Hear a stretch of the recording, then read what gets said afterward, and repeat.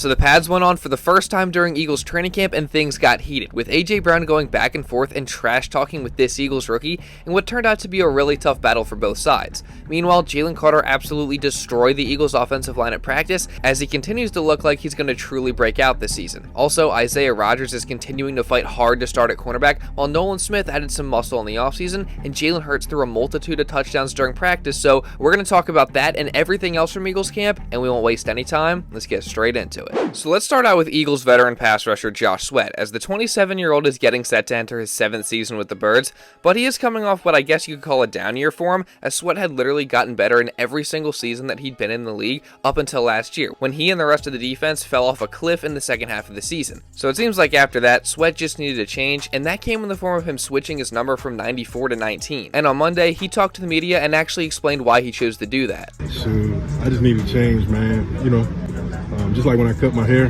just wanted to feel new. That's it. What made you pick 19?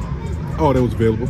I tried to get 15, but that jank was retired back in like 1950. Like, man, I need to go ahead and bring that back out. 94, nothing. I like it. I feel a little bit, fresh, you know what I'm saying? So there's no history with 19 that were in high school? No, I wore 9 in high school and I wore 9 in college, but I can't get 9 now because I'm tired. So you just can't blame Sweat for wanting a switch up after what happened last season. But it is interesting that he only chose 19 because it was available, and the numbers that he did want in 15 and 9 he couldn't get because they were retired, or at least in the case of number 9, unofficially retired, as that number belongs to the Philly legend Nick Foles, who will no doubt have his jersey hanging up in the rafters soon. But getting back to Sweat, hopefully this change just helps bring that fresh start that he's been looking for, and he has a career year in his first season wearing 19. And Sweat believes he's going to do that. Yeah, time flew, but I'm ready to have my best season yet. I mean, I always have my best. I always improve. I know that, and I know how I approach my off season every year. So I know I'm better. I will be better. That's just how I do it every year. So you love the confidence from Sweat, and again, hopefully this change ends up being what he needed. But now, speaking of changes, the offense is something that obviously has seen a lot of those this offseason, with offensive coordinator Kellen Moore coming in and revamping things. And one of the big changes is the way that the wide receivers are going to be utilized, as Moore and the Eagles plan to move guys all over the field and line them up in a ton of different spots, whether it be inside or outside. And for DeVonta Smith, it sounds like he's been playing on the inside a lot during camp, with slot cornerback Avonte Maddox confirming that in his Monday press conference. I noticed they're moving the guys around a lot, and I'm seeing different faces around, getting a lot more Smitty. That's been fun, and he's been having a terrific camp so far. And Jalen's been throwing the ball very well so far, and I'm just excited to see what the offense could do this year with all those dynamic players they got over there, and it'd be fun to watch. So that's definitely interesting that they've got DeVonta lined up in the slot a lot more, but I honestly love it because Smitty's an elite route runner who's super shifty, and I think putting him in the slot only plays to his strengths and will also allow him to hunt out mismatches more. Plus, I just think DeVonta having that versatility is only going to make it harder for defenses to stop him, so that's also definitely exciting. And someone else who has given Birds fans reason to be excited in recent days is Nolan Smith, as after a quiet start to camp, Nolan has really picked it up recently, especially on Monday, as he was the standout player from that practice, having back-to-back very nice pressures on Jalen Hurts, with one being a sack. But not only has Nolan been performing well on the field, but he also revealed some of the things that he did this offseason to get better. So for example, Smith said that he was able to train in the same facility this offseason as future Hall of Fame quarterback Aaron Rodgers, and he picked his brain a ton about different stuff, as Nolan is clearly hungry and eager to learn and just trying to get better. And on top of that, Nolan also made some physical improvements as he put on 7 pounds during the offseason, which for him is just fantastic because adding weight and muscle is only going to help him in going up against some of the league's best tackles, and obviously his lower weight and size was one of his big concerns as he was coming out of college and the Eagles drafted him. So again, just adding a couple pounds should just make him a better NFL edge rusher and raise his ceiling. And again, it was so awesome to see him showing out at camp, specifically on Monday. To be fair though, it is a little harder to get reads on guys like Smith and the linemen and also the running back and linebacker positions until the pads come on, so it's no surprise that guys like Nakobe Dean were itching to get the pads on finally. Yes, I'm glad that we're getting pads tomorrow because this t-shirt and shorts is cute. But we play football in pads, and we get in pads tomorrow. So I feel like the intensity, and I told the linebacker group this: we need to be the ones that set the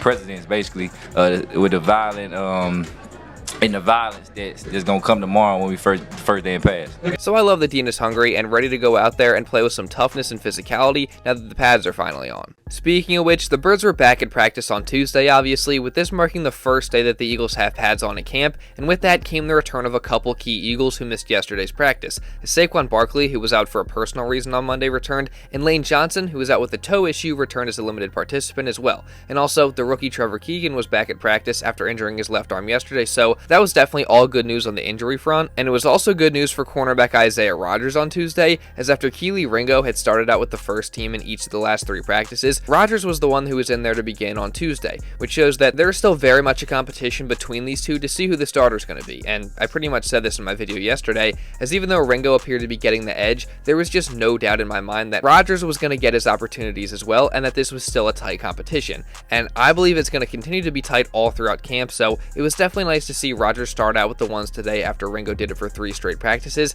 and it was also nice to see him making plays out there, as he had a really nice pass breakup on a would-be touchdown pass from Jalen Hurts to AJ Brown, so that was definitely awesome to hear about. And it was also really nice to see Quinyon Mitchell get some more opportunities to run with the first team today, as the rookie out of Toledo continues to earn more first team reps as training camp goes on, and that's in multiple positions, as Quinyon got a lot of first team reps in the slot early on, and then he also got some work on the outside. And with that came a chance for him to match up with Eagles All-Pro receiver AJ Brown, and things actually got a little bit heated. And don't worry, we're going to dive into that and so much more in just a minute here, but real quick, I do want to say, if you are enjoying this video and don't want to miss any other Eagles training camp coverage or just Eagles coverage in general coming in the future, make sure you subscribe and also really importantly turn on notifications. I definitely think that's a win-win for the both of us, because not only do I get more people watching the videos, but you don't miss any more Eagles coverage just like this, and you're notified instantly when one of these videos is uploaded. So again, make sure you subscribe, turn on notifications, and also drop a like if you are enjoying this video. Now with that being said, let's get back into the video. Now, when Quinyon Mitchell was getting reps with the first team, the Eagles did a lot of red zone drills, both as a team and one-on-ones,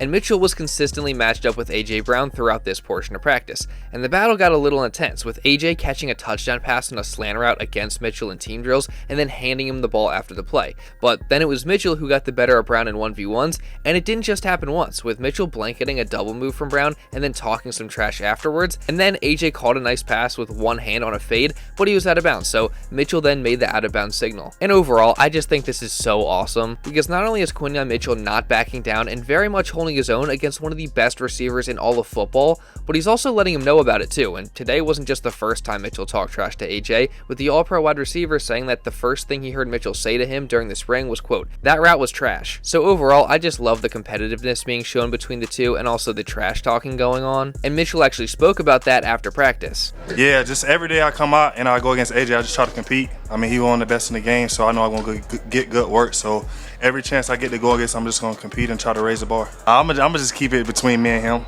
I mean, we going to compete and we going to talk trash all day. So. But does he kind of give you pointers and stuff? Like, does he help you out as far as, like, you know, what you're seeing and what he's doing and stuff?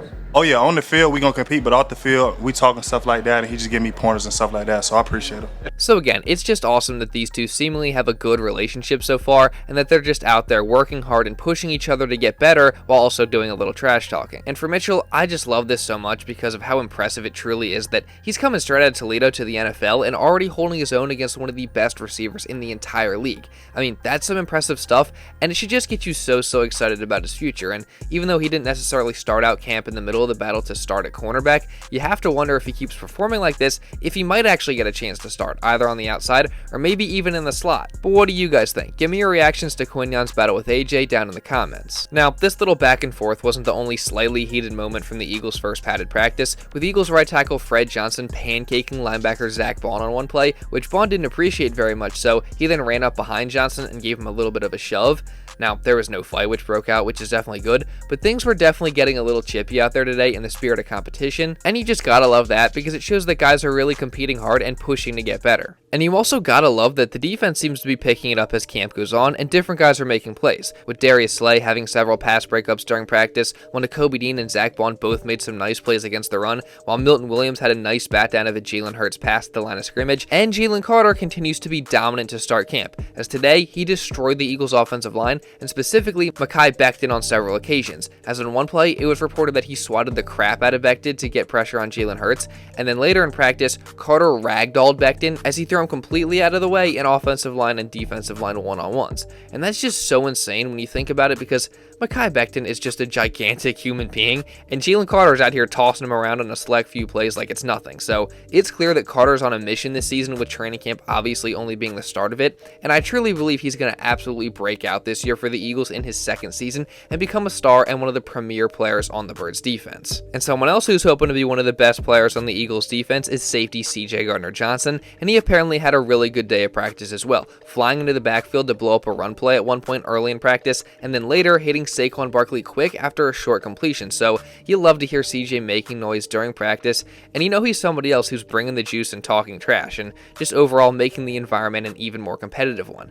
And just for the defense in general, it was a very good day as guys flew around and made plays, and at one point late in practice, they even held the offense out of the end zone for 2 straight plays inside the 10-yard line. But that doesn't mean that the offense didn't make plays as well, with A.J. Brown catching the touchdown against Mitchell and Johnny Wilson also getting a red zone TD over Keely Ringo, while Kenneth Gainwell also scored 2 red zone touchdowns, and Saquon Barkley also got one as well. And while maybe Jalen Hurts didn't have his best day of practice per se, he was still pretty freaking good, as once again he didn't turn the football over, and he finished 14 for 21 on his throws with 6 touchdowns. Now obviously all the touchdowns come from the Birds doing a ton of red zone drills today, but still those are some nice numbers for Jalen as he continues to just have an amazing camp. One thing that was bad for the offense though is that left guard Landon Dickerson got hurt in a 1v1 rep against Milton Williams, and he didn't return to practice after that. So hopefully he's okay. I mean, it doesn't seem like it's too serious from the reports we've gotten so far, so that's a good thing, and I'll definitely make sure to keep you guys updated with that as we get more news. And if you don't want to miss any of that Eagles coverage coming throughout the rest of camp or heading into the regular season,